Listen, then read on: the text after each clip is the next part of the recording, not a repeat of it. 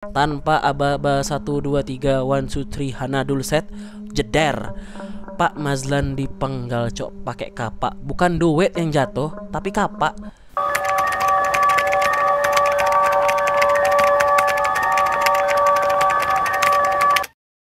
Yo guys, welcome back to Ruang 066. Apa kabar kalian semua? Semoga kalian sehat selalu dan selalu bahagia coy, amin.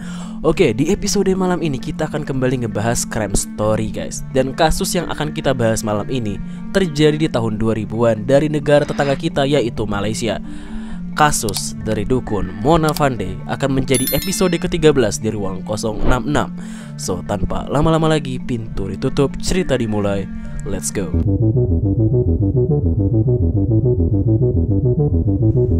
Oke, mari kita kenalan dulu sama sosok cenayang sadis ini coy. Masnah binti Ismail alias Mona Fandey, lahir pada tanggal 1 Januari 1956 di Kanggar Perlis, Malaysia. Mona Fandey ini punya cita-cita dari kecil sebagai seorang penyanyi coy. Dan pada akhirnya Mona berhasil mewujudkan impiannya itu dengan mengeluarkan album perdadanya berjudul Diana 1 pada tahun 1987. Album tersebut ternyata lumayan sukses coy di pasaran dan ngebuat nama si Mona Fandey ini menjadi lebih dikenal di Malaysia. Nah tapi sayangnya coy, karir musik si Mona Fandey ini mulai meredup seiring dengan berdatangnya artis-artis pendatang baru yang lebih muda dan bertalenta. Hal ini ngebuat si Mona banting setir dari seorang penyanyi menjadi apa kalian tahu? Jauh kali cok, jadi cenayang, dukun. Entah kayak mana pikiran dia. Dan ternyata kalian tahu, tanpa diduga-duga praktek dukunnya ini laris manis cok. Dan banyak orang yang mengaku sangat puas usai datang ke tempat praktek si Mona ini. Nah si Mona ini punya suami juga yang bernama Muhammad Nur Afandi Abdul Rahman. Kita panggil dia Afandi aja cok ya.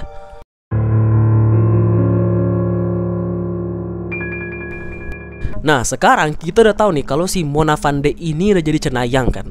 Nah kebrutalan si Mona ini dilakukan kepada salah satu kliennya yang bernama Mazlan Idris, seorang politikus di Malaysia coy.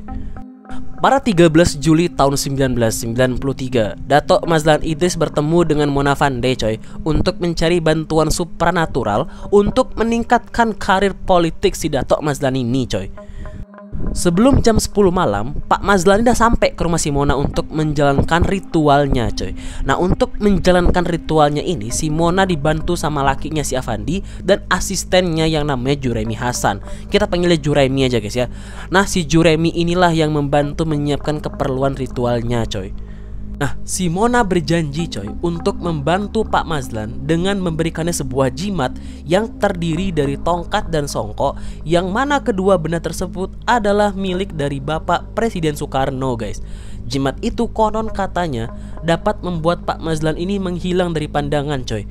Namun nih sebagai gantinya, Pak Mazlan harus membayar Mona dan suaminya sebesar 2,5 miliar ringgit Malaysia coy.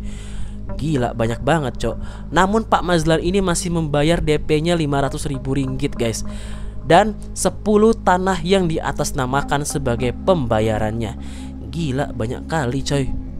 Dengan bantuan dari asisten mereka si Juremi Hasan, Pak Mazlan ini diminta untuk berbaring di lantai dan menutup matanya dan menunggu uang jatuh dari langit cenah.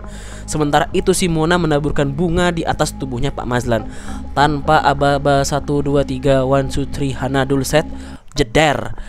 Pak Mazlan dipenggal cok pakai kapak. Bukan duet yang jatuh, tapi kapak. Dah gila belum cok. Kalian tahu Mona, suaminya dan asisten mereka si Juremi memutilasi tubuh Pak Mazlan dan tubuhnya dibagi menjadi 18 bagian cok. Sarap psikopat kau kurasa. Setelah pembunuhan brutal ini cok, kehidupan si Mona sama suami ini berjalan lancar aja. Dengan uang yang diperoleh dari Pak Mazlan, si Mona dilaporkan membeli mobil mewah cenah, berbelanja, berlibur, dan dia melakukan operasi muka coy. Kebalik, yang seharusnya dioperasi itu otak kau, kenapa muka kau yang dioperasi?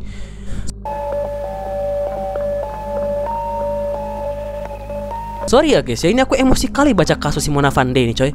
Oke lanjut, back to story. Setelah beberapa waktu, keluarga ini melaporkan hilangnya Pak Mazlan ini coy. Dan Pak Mazlan ini pergi setelah dia menarik uang sebesar 300.000 ringgit Malaysia dari bank. Banyak kali kan.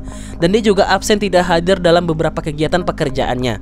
Awalnya susah nih coy menemukan titik terang keberadaan Pak Mazlan ini. Bersih kali kerjaan mereka bertiga nih kan. Tapi akhirnya kebongkar juga cok. Dan kebongkarnya sama siapa? Asistennya sendiri, si Juremi guys. Jadi kalian tahu si Juremi ini ditangkap sama polisi karena kasus narkotika cok. Dan ketika ditangkap itu ngelindur dia, teler coy. Dan tanpa sadar pas dia lagi teler inilah dia keceplosan kalau dia bersama Mona Fandey dan suaminya Afandi membunuh Pak Mazlan cok. Dah langsung lah polisi mendatangi Mona Fandey dan suaminya. Dan kalian tahu si Juremi juga ngasih tahu polisi di mana aja dia kubur tubuh Pak Mazlan ini coy. Dah lah nggak bisa ngelak lagi kau, nenek sadis memang.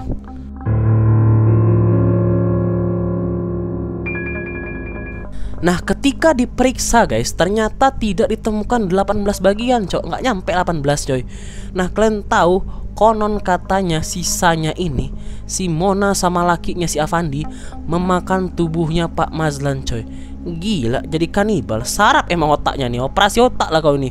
Emosi aku dibuat sama nenek sadis satu ini. Pada tahun 1995, Mona, Afandi, dan asistennya tadi si Juremi tampil di depan juri persidangan cok. Dan mereka dinyatakan bersalah dan mendapatkan hukuman mati coy. Dan yang bikin aku kesal lagi tahu apa coy? Selama masa percobaan ini si Mona dukun brutal ini tidak menunjukkan wajah bersalahnya guys. Rasa malunya, nutup muka pun tidak coy. Malah kalian tahu senyum dia, pakai pakaian cantik, modis lagi, tebar-tebar pesona. Dia kira masa jadi artis apa? Emang gila, bikin orang emosi ku tengok. Kalian tengoklah sendiri, senyum-senyum kayak nggak ada dosa dia. Sebagai upaya terakhir sebelum dihukum mati guys, mereka berusaha untuk mendapatkan pengampunan dari Dewan Pengampunan Pahang. Tapi Dewan menolak coy. Tanggal hukuman gantung mereka jatuh pada hari Jumat 2 November tahun 2001 di penjara Kajang. 1 hari sebelum dieksekusi, Mona dan Afandi diizinkan untuk bertemu anggota keluarganya untuk terakhir kalinya. Mereka diberi sarapan terakhir dengan menu KFC coy. Lalu pada pukul 5.59 Jumat pagi, Mona, Afandi, dan Juremi digantung di tiang gantungan coy. Dan sebelum Mona digantung, dengan tenang, santai, dia bilang, "Aku takkan mati." Oke, itu dia kasusnya Mona Fandey coy. Coba kalian komen di bawah. Sadis, brutal, sarap habis kata-kataku sama orang ini guys. So pendapat kalian gimana coy? Coba komen di bawah. Oke, sekian dulu untuk episode ke-13 di Ruang 066 malam ini guys. Jangan lupa untuk klik tombol subscribe dan like-nya ya coy. So, cerita selesai, pintu dibuka. See you guys. Bye bye. Good luck.